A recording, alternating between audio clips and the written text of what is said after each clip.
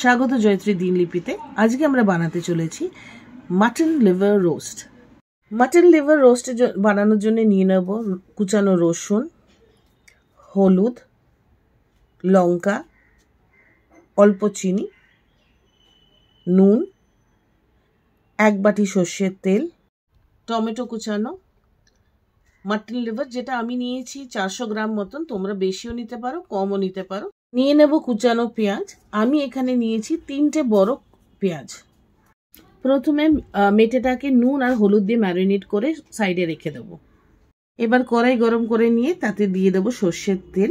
তেল গরম হয়ে যাওয়ার পরে দিয়ে দেবো কুচানো রসুন, তার সাথে সাথে দিয়ে দেবো পেঁয়াজ, দিয়ে কিছুক্ষণ নেড়ে নেব।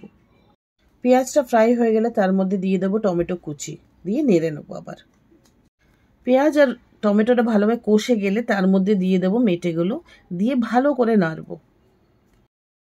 ভালোভাবে মাংসটা পেঁয়াজের সাথে কষে গেলে তার মধ্যে দিয়ে দেবো লঙ্কার গুঁড়ো আর হলুদ, দিয়ে ওটাকে আবার নেড়ে নেব।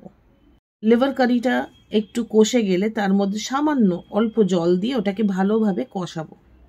জলটা ফুটে গেলে তার মধ্যে দিয়ে দেবো গরম মশলা। এবার উপর দিয়ে ধনেপাতাগুলো ছড়িয়ে দিলে রেডি আমাদের মাটন লিভার রোস্ট। তোমাদের কিরকম লাগলো প্লিজ জানিও কমেন্ট করে। Thank you.